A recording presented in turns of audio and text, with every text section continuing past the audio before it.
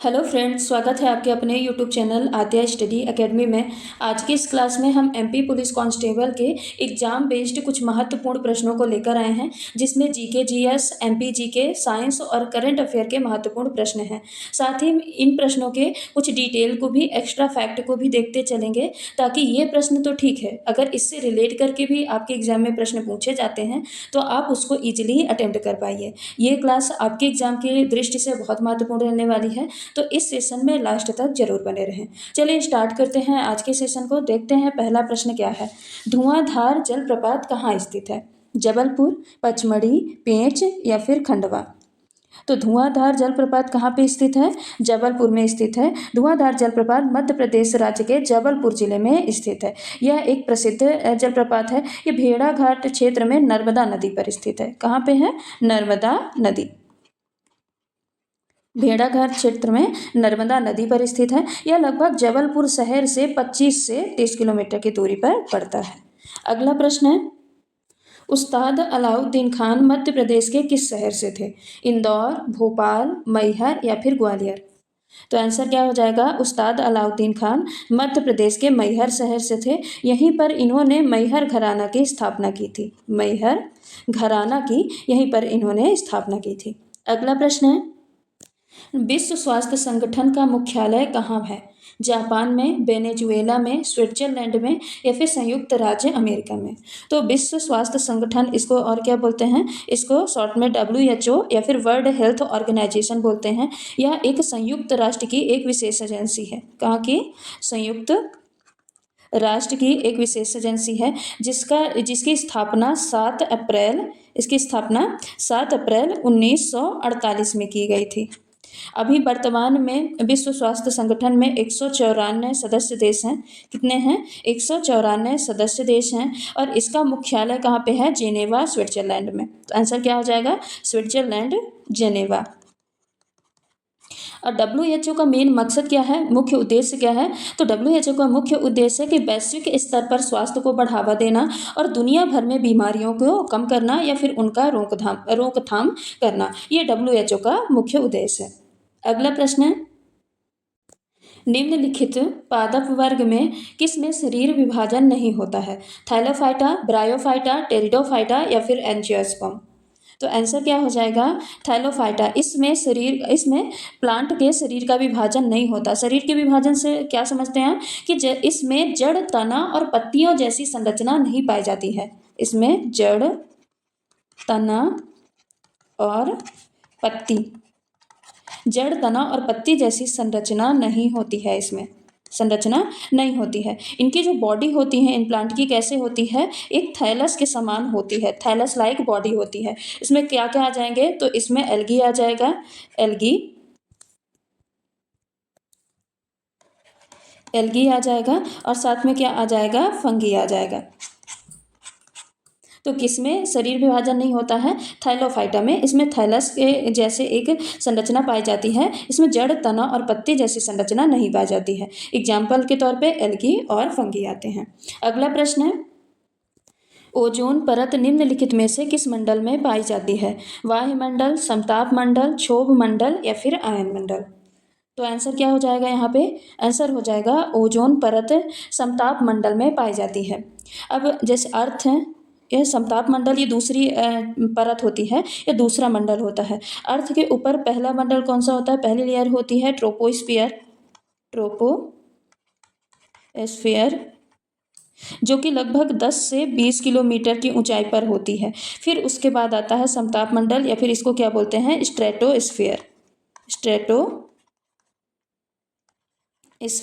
ये लगभग 20 से लेके 50 किलोमीटर तक की ऊंचाई पर होता है। तो जो ओजोन परत पाई जाती है, कहाँ पे पाई जाती है? स्ट्रेटोस्फियर यानी समताप मंडल में पाई जाती है। जो समताप मंडल होता है, यहाँ पे ओजोन गैस की सघनता बहुत ज़्यादा होती है। यहाँ पे ओजोन गैस की सघनता बहुत ज़्यादा होती है, यानी बहुत ज़्यादा अमाउंट में पाई जाती हैं, जो कि सूर्य से हानिकारक परावैंगनी किरणों को अवशोषित करती हैं और उसके बाद पृथ्वी की सुरक्षा करती हैं। तो ओजोन परत कहाँ पे होती है? स्ट्रेटोस्फियर यानी समताप मंडल पर पाई जाती है। अगला प्रश्न है, निम्नलिखित में से कौन सा भाग अलैंगिक प्रजनन में भाग नहीं लेता है? भूस्तरी, प्रकंद, फूल और कंद? तो सबसे पहले देखते हैं अलैंगिक प्रजनन में भाग कौन कौन सा लेता है। तो अलैंगिक प्रजनन में जैसे जड़, तना और पत्ती, ये सारे अलैंगिक प्रजनन में भाग लेते हैं, यानी अलैंगिक प्रजनन में शामिल होते हैं। अब अलैंगिक प्रजनन में भाग लेने से क्या मतलब है कि यानी जड़ से भी, तने से भी, पत्ती से भी, इन तीनों से एक नए प्लांट का उत्पन्न किया जा सकता है या फिर नए प्लांट को ग्रो कराया जा सकता है। लेकिन जो फूल होता है यह अलैंगिक प्रजनन का हिस्सा नहीं होता है। ये कैसा प्रजनन कराता है? ये लैंगिक प्रजनन कराता है। कैसा? लैंगिक प्रजनन कराता है, यानी लैंगिक प्रजनन का अंग होता है जिसमें नर और मादा युग्मक के मिलने से ही नए प्लांट का निर्माण होता है। इसमें नर और मादा गैमीट के या फिर युग्मक के मिलने से नए प्लांट का निर्माण होता है। तो इसलिए फूल किसका पार्ट होता है? लैंगिक प्रजनन का भाग होता है, अलैंगिक प्रजनन का भाग नहीं होता। अलैंगिक प्रजनन के भाग कौन कौन से होते हैं? जड़, तना और पत्ती। अगला प्रश्न है, भारत छोड़ो आंदोलन के दौरान करो या मरो का प्रसिद्ध नारा किसने दिया था? लाल बहादुर शास्त्री, महात्मा गांधी, रविंद्रनाथ टैगोर या फिर चंद्रशेखर आजाद। तो भारत छोड़ो आंदोलन की शुरुआत कब हुई थी? भारत छोड़ो आंदोलन की शुरुआत 8 अगस्त 1942 में हुई थी। 1942 में मुंबई में हुई थी, जो अभी बम्बई के नाम से जाना जाता है। तो भारत छोड़ो आंदोलन के दौरान ही महात्मा गांधी ने प्रसिद्ध नारा करो या मरो का नारा दिया था, जो कि 1942 के आंदोलन में दिया था। अगला प्रश्न है, निम्नलिखित में से कौन सा ग्रह सूर्य के सबसे निकट है? मंगल, शुक्र, बुध और या फिर शनि। तो आंसर क्या हो जाएगा?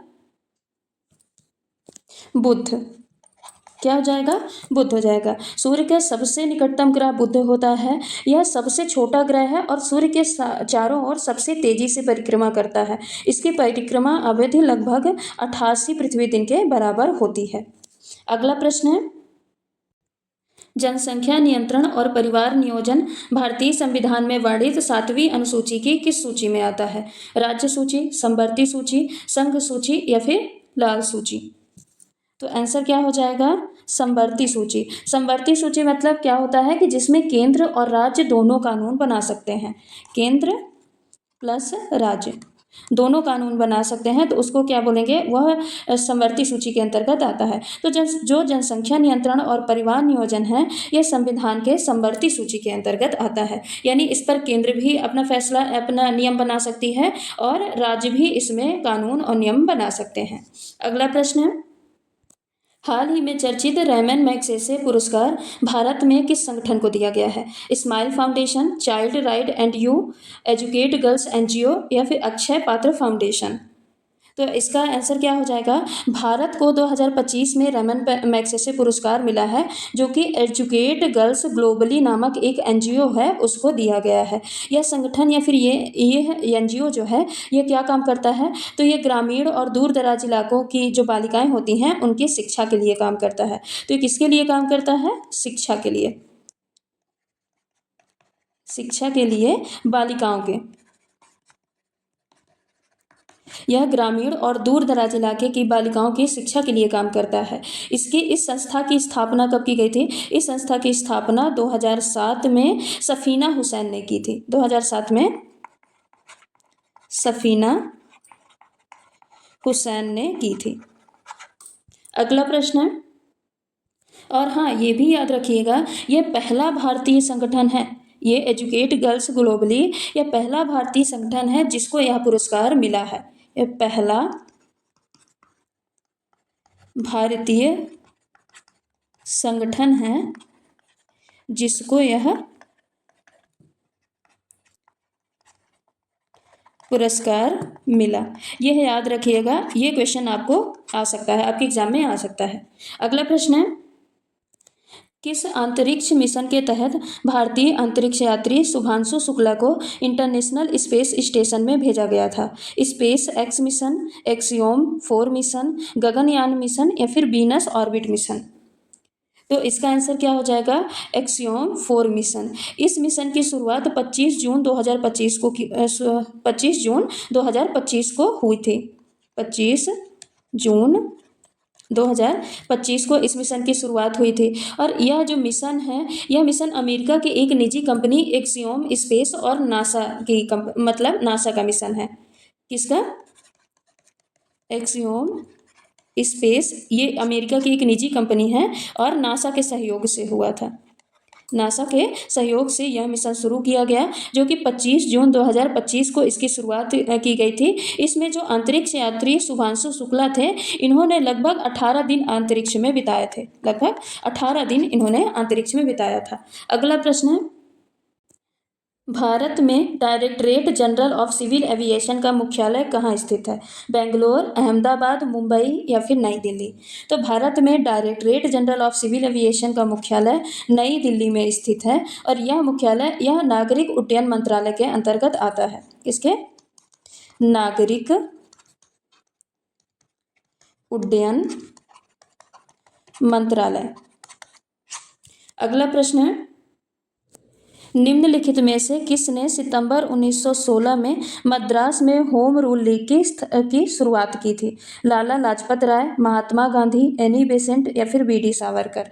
तो आंसर क्या हो जाएगा? Annie Besant. सितंबर 1916 में होम रूल लीग की स्थापना एनी बेसेंट ने की थी। यह लीग भारत में स्वशासन की मांग के लिए बनाई गई थी और इसी के साथ साथ अप्रैल 1916 में बाल गंगाधर तिलक ने, किन्होंने? बाल गंगाधर तिलक ने इंडियन होम रूल लीग की स्थापना की थी, जो कहाँ पे की थी? बेलगाम में। तो 1916 सितंबर में होम रूल लीग की स्थापना एनी बेसेंट ने की और अप्रैल 1916 में बाल गंगाधर तिलक ने बेलगाम में इंडियन होम रूल लीग की स्थापना की थी। अगला प्रश्न है, मल्चिंग एक विधि है जल संरक्षण की, खेती की, मृदा संरक्षण की या फिर जलवायु संरक्षण की? तो मल्चिंग कैसी विधि है? तो मल्चिंग एग्रीकल्चर की एक ऐसी विधि है जिसमें पौधे की जो जड़ होती है ना, तो जड़ों की मिट्टी के चारों ओर घास बिछा देंगे। घास, भूसा, प्लास्टिक के सीट, लकड़ी, बुरादा या फिर पत्तियाँ, ये सारी चीज़ें आसपास जड़ों की मिट्टी के आसपास बिछा दी जाती हैं। इसका मेन मकसद क्या होता है? ताकि मिट्टी की नमी बनी रहे। नमी बनी रहने के कारण खरपतवार को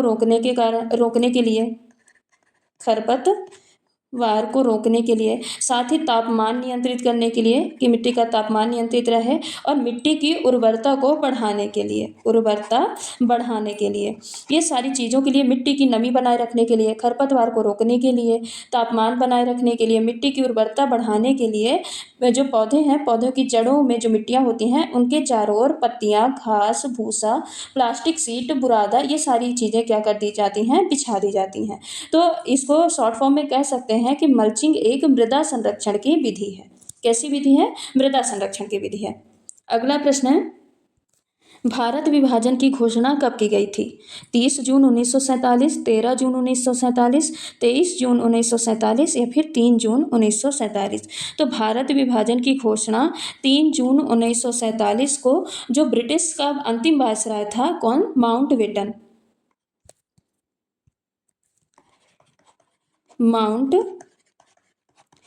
ने, ये ब्रिटिश का अंतिम वायसराय था, लॉर्ड लुई माउंटबेटन ने माउंटबेटन योजना के तहत की थी। अगला प्रश्न है, निम्नलिखित में से किन दो ग्रहों की कक्षाओं के बीच अधिकांश क्षुद्र ग्रह पाए जाते हैं? मंगल और बृहस्पति और शनि, पृथ्वी और मंगल, शनि और यूरेनस? तो अधिकांश क्षुद्र ग्रह मंगल और बृहस्पति ग्रह के कक्षाओं के बीच पाए जाते हैं। इस क्षेत्र को कहा जाता है, इस क्षेत्र को एस्टेरॉयड बेल्ट या फिर क्षुद्र ग्रह बेल्ट कहा जाता है। क्या कहा जाता है? Asteroid belt.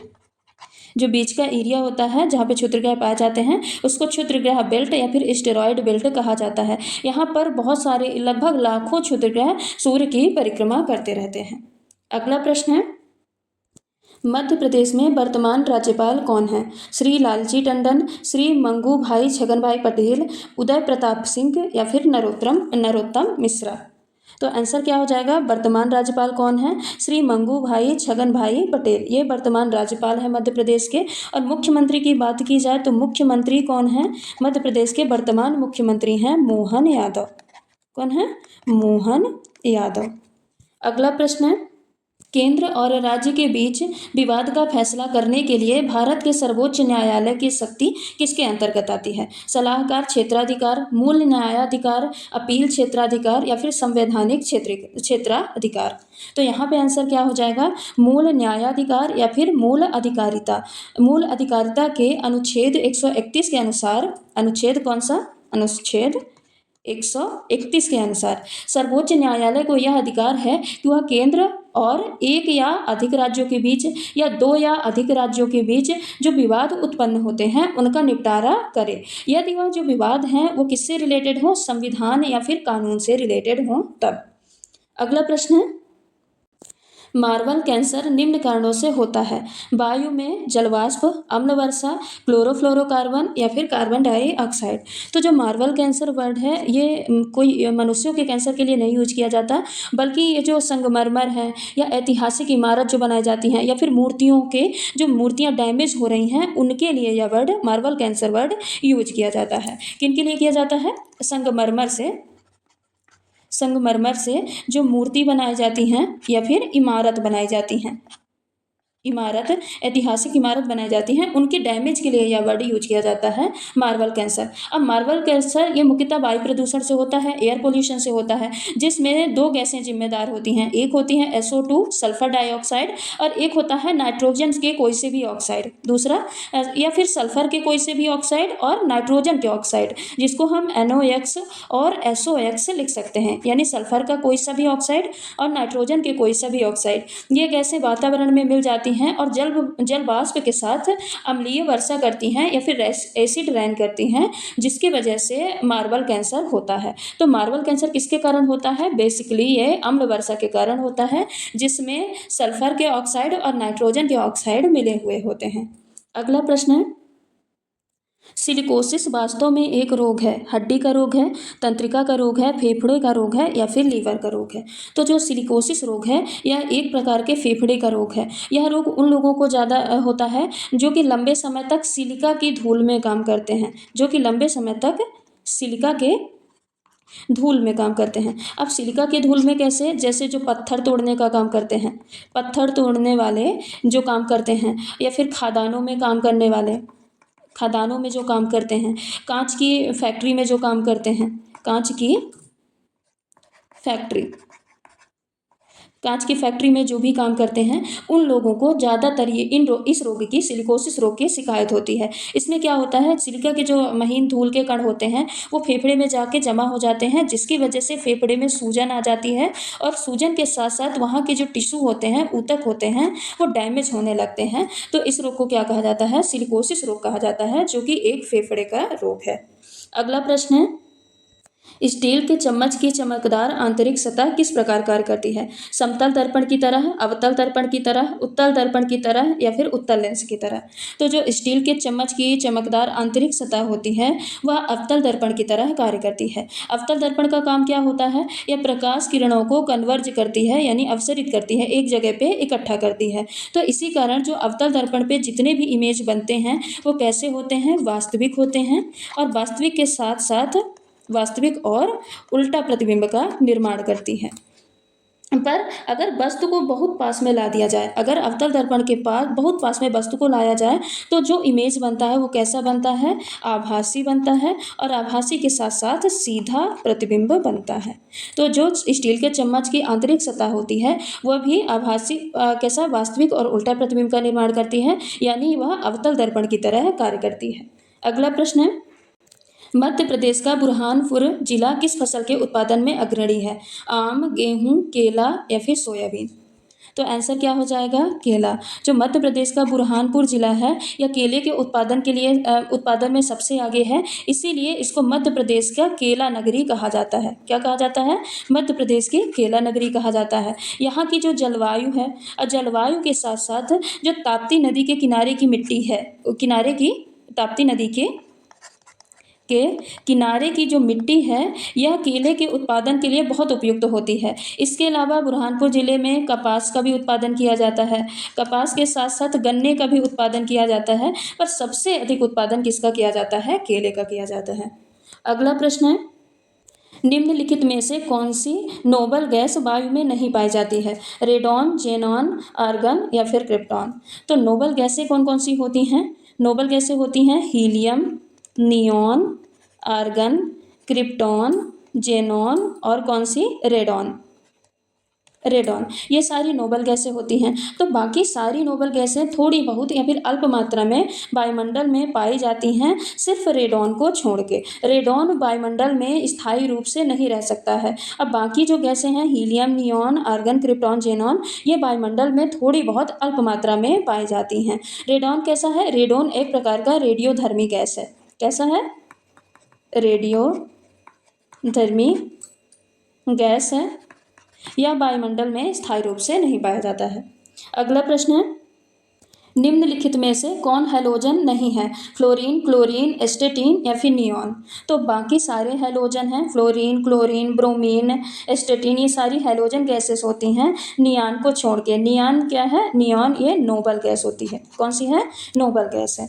अगला प्रश्न है, पीएम कुसुम योजना का संबंध निम्नलिखित में से किससे है? फूलों के उत्पादन एवं संवर्धन से, कृषि क्षेत्र में सोलर पंप के उपयोग को बढ़ावा देने से, हरित क्रांति को प्रोत्साहित करने से या फिर कृषि सब्सिडी में वृद्धि करने से। तो पीएम कुसुम योजना का संबंध कृषि क्षेत्र में सोलर पंप के उपयोग को बढ़ावा देने से है। मतलब मेनली पीएम कुसुम योजना कृषि क्षेत्र और सौर ऊर्जा के उपयोग से संबंधित है। इसका पीएम कुसुम योजना का मुख्य उद्देश्य क्या है? सौर ऊर्जा के माध्यम से सिंचाई के लिए बिजली उपलब्ध कराना, यानी सौर ऊर्जा के माध्यम से बिजली देना। और बिजली के साथ साथ डीजल पंपों को सौर पंपों में बदलना। जितने भी डीजल पंप हैं वो प्रदूषण करते हैं, उनको सौर पंपों में बदलना और किसानों की आय बढ़ाना, क्योंकि ताकि जो एक्स्ट्रा बिजली का बिल है, बिजली ग्रिड है, वो न लगे, और कृषि में स्वच्छ ऊर्जा को बढ़ावा देना। पीएम कुसुम योजना की शुरुआत कब की गई थी? तो इसकी यह योजना 2019 में शुरू की गई थी। अगला प्रश्न है, विद्युत विभव को मापने के लिए किस यंत्र का उपयोग किया जाता है? फोटोमीटर, इलेक्ट्रोमीटर, अमीटर या फिर वोल्टमीटर। तो आंसर क्या हो जाएगा? विद्युत विभव को मापने के लिए वोल्टमीटर का उपयोग किया जाता है। अगला प्रश्न है, जलवायु तथा मौसम संबंधी घटनाएं वायुमंडल के किस परत से संबंधित हैं? वायुमंडल, समताप मंडल, आयन मंडल या फिर क्षोभ मंडल। तो आंसर क्या हो जाएगा? वायु, जलवायु या फिर मौसम संबंधी जो भी घटनाएं होती हैं सब क्षोभ मंडल में होती हैं। यह सबसे निचली परत है। यह 8 से 18 या फिर कह सकते हैं 10 से 20 किलोमीटर तक की ऊंचाई में यह फैली होती है। इस परत में क्या क्या होता है? इसी परत में बादलों का निर्माण होता है। बादलों का निर्माण इसी परत में होता है। साथ ही वर्षा, तूफान, बिजली, ओले, तापमान में परिवर्तन, जितनी भी ये घटनाएं होती हैं कहाँ पे होती हैं? क्षोभ मंडल में होती हैं। अगला प्रश्न है, प्रकाश संश्लेषण एक ऐसी प्रक्रिया है जो रूपांतरित करती है पानी और ऑक्सीजन को कार्बन डाइऑक्साइड और ग्लूकोज में, ग्लूकोज और ऑक्सीजन को कार्बन डाइऑक्साइड और पानी में, कार्बन डाइऑक्साइड और पानी को ग्लूकोज और ऑक्सीजन में, ग्लूकोज और कार्बन डाइऑक्साइड को पानी और ऑक्सीजन में। तो आंसर क्या हो जाएगा? प्रकाश संश्लेषण में कार्बन डाइऑक्साइड और पानी मिलके ग्लूकोज का निर्माण करते हैं और साथ ही ऑक्सीजन मुक्त करते हैं। इसका फॉर्मूला क्या हो जाएगा? इसकी पूरी रासायनिक समीकरण क्या हो जाएगी? 6CO2 कार्बन डाइऑक्साइड और 6H2O यानी पानी मिला किसकी? और यह सनलाइट और साथ ही क्लोरोफिल की उपस्थिति में, इन सनलाइट और क्लोरोफिल की उपस्थिति में ग्लूकोज का निर्माण करता है C6H12O6 और साथ ही ऑक्सीजन को मुक्त करता है। तो प्रकाश संश्लेषण की क्रिया में क्या होता है? कार्बन डाइऑक्साइड और जल, पानी मिलते हैं और ग्लूकोज और ऑक्सीजन का निर्माण करते हैं। अगला प्रश्न है, मध्य प्रदेश में राज्य विधानसभा, लोकसभा और राज्यसभा के सीटों की संख्या कितनी है? 230, 30, 11, 230, 29, 10, 229, 29, 11 या फिर 230, 29, 11। तो मध्य प्रदेश में विधानसभा की सीटों की संख्या है 230 और लोकसभा की सीटों की संख्या है 29 और राज्यसभा की सीटों की संख्या है 11। तो आंसर क्या हो जाएगा? ऑप्शन नंबर डी या फिर 4। आज के लिए बस इतना ही। मिलते हैं कल कुछ और महत्वपूर्ण प्रश्नों के साथ। अगर आपको ये वीडियो पसंद आया है तो लाइक करें, शेयर करें, सब्सक्राइब करें और नई वीडियो का नोटिफिकेशन पाने के लिए बेल आइकन को ज़रूर प्रेस करें। धन्यवाद।